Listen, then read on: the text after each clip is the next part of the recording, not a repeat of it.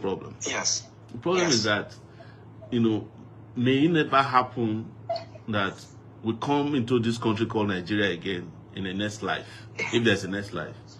We see the danger approaching and the danger that is covering this country.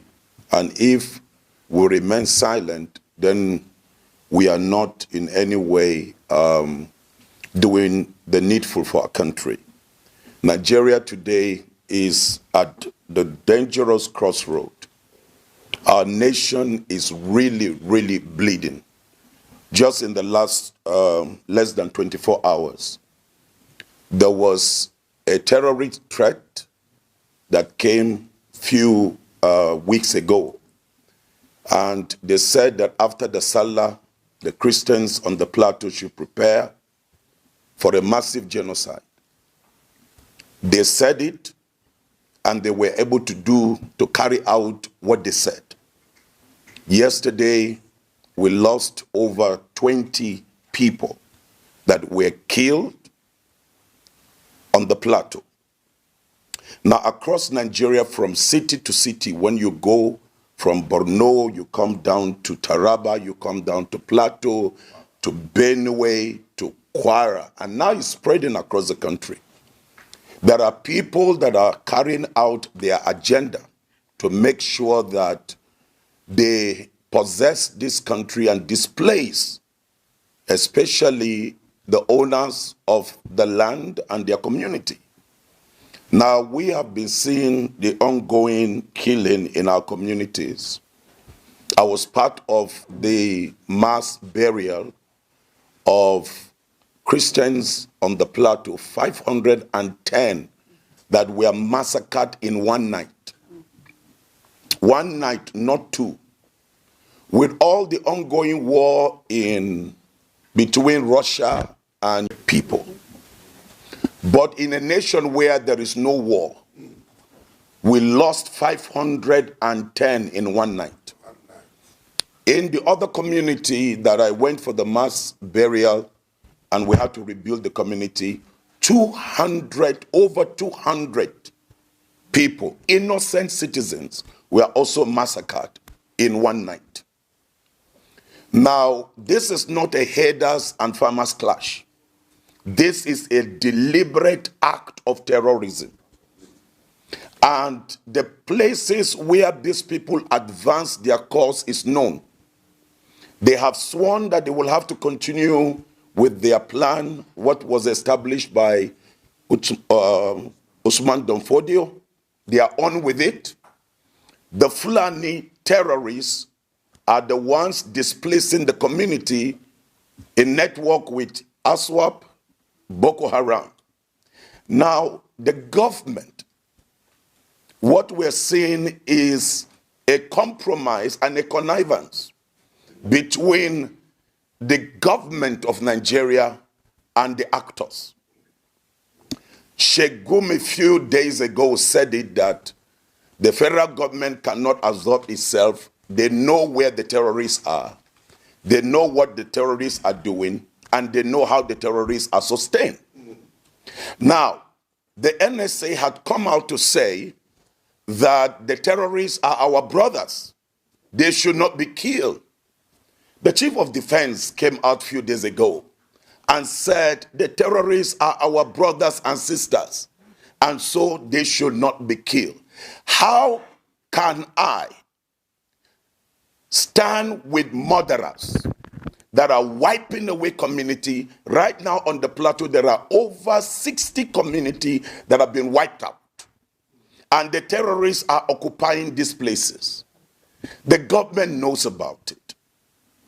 Now, the ongoing killing in northern Nigeria. Northern Nigeria today is the most dangerous place to be a Christian in the whole world. And so what we are asking today is, we cannot continue to be calling it herders and farmers clashes. This is an intentional act of genocide. It is a deliberate act of genocide. And so the only way this government can deal with it is to face it as it is. Call it by its name. Now, innocent moderate Muslims are becoming victims in Zamfara, in Katsina, in Sokoto, in Kwara. What we've been crying for and raising an alarm in the years past, this is going to happen. This is the game plan. They have all turned blind eyes to the things we were saying. Now the reality is here. Citizens cannot go to bed and close their eyes and sleep because of insecurity. Right now we have over 12 million people that are living in IDP camps. In one of the IDP camps we're there, in Maiduguri, there are over 3,000 people in the IDP camp. In Benue alone, there are over 3 million people in the IDP camps. You don't talk about the plateau. You don't talk about in Kaduna, the southern Kaduna. So the security issue is becoming, is growing and is becoming much more sophisticated. But then it is something that can be handled. Our soldiers have not been empowered. I give you an example. I asked one of the military officers, why are you not confronting the terrorists since you know their location? They will always reply and say, we have not been given a command. Where they cite the terrorists and they want to take an action, they will get an immediate call, don't act. Who is the person that is giving that directive? I give you an example to what happened recently, that the terrorists were advancing. The community alerted the security agents. And in less than 24 hours, there were military officers that were guarding the community. But in 24 hours, the military officers were withdrawn from the community. And so the citizens were allowed to defend and fight for themselves. And that was how that village was burnt down. Innocent lives were killed. That is beyond the yellow water issue. So what we are saying, the church is in pain because of the number of innocent lives we are losing every day. The nation is bleeding. The land and the soil of Nigeria is soiled with the blood of the innocent. And if there should be anything that the federal government should do at this point, is to declare a total state of emergency where state police is enforced. If the government can get the Electoral Act in less than 24 hours signed into law, if the suspension of Rivers State governor can be done in less than 2 hours, it means that state police can be declared in less than 30 seconds with the political will. We cannot be playing politics with the lives of our citizens. And at the point where we are right now, with what has happened on the plateau just yesterday, one Sheikh Jingri, threatened. He threatened. Now, this thing is in the public view. He threatened this Christian community of what is going to happen after the Salah. Why did not the security agents pick up such a man? Why do they allow him to be roaming the streets? So what we are asking the government to do is we must face this crisis and face it head on. 2, our military men should be empowered. This is digital age. The federal government cannot be sponsoring and paying lobbyists to change the narrative. This is its citizen. And it is time that the amount the government is paying to lobby to change the narrative is enough to be able to settle the IDPs. And so we are calling on the government today that these terrorists, you know them. You know where they are. You know where they are. And as a people, we are asking that it's time for state police. And state police should be now released so that the people can defend themselves. We are grieving, we are in pain in northern Nigeria because people cannot go to the farms. People cannot run their businesses anymore because their communities have been taken over. So, the connivance and the perpetrators of this act, the government should deal with them because they are there in the system and the government know the sponsor of the terrorists and who their backers are and deal with those that are sponsoring them. This is our demand as the Church of Jesus, that it is time to stop the bloodletting, whether it is the Muslim community or the Christian community. But enough is enough of this bloodshed. And Nigerians cannot be walking as if nothing is going on. We are living in a nation where the nation is bleeding, and Nigerians cannot be going on as if nothing is going on. Politicking and running over their politics and leaving the people in pain. I am in grief right now because nobody's moving in Jos. In the last few hours now, nobody's moving. There's coffee in Jos. People are stranded.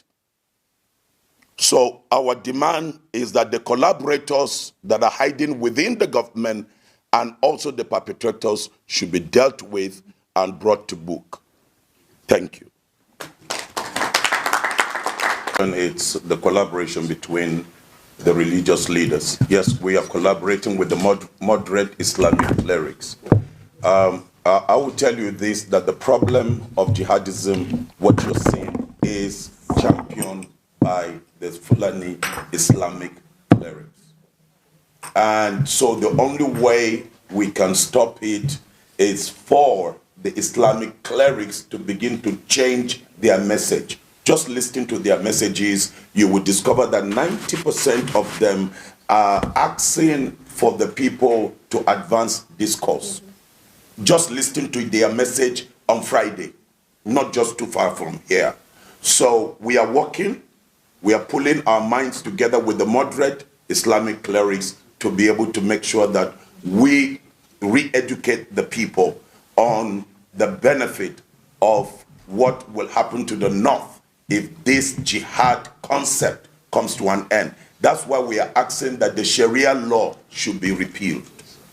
Sharia law should be withdrawn. It was since the Sharia law was brought into force that all of these things escalated. And then the second question is, look, journalists, you are journalists. You should do your own investigative journalism. This matter is not hidden, right? This is pure genocide. And now it has gone beyond Christian genocide to moderate Muslims. And so what we're saying is this. Number one, the federal government knows where the terrorists are staying. If you want me to mention the villages, I will. They displaced the people, invaded the place, took over, settled down, and they are running their businesses there. So the first thing the government needs to do is to advance and clear these people. He that killed by the sword will also die by the sword. And so that's number one. Number two, the community should be empowered. Let me give you what is going on. When these terrorists are advancing, everybody will know because they will send a notice. The amazing thing is when the community want to defend themselves, they are the ones that the security agents will come after. They will disarm them and then allow the terrorists to kill. So what we need to allow is allow the community to defend themselves. Then number three is the government to have the political will. They know the individuals that are sponsoring it, they know it. But because they want to be politically correct, there are people that are making money out of this. And so to deal with it, to bring an end to what just happened yesterday on the plateau, is for state policing. The moment that is in place, it will checkmate all that is going on in the northern Nigeria.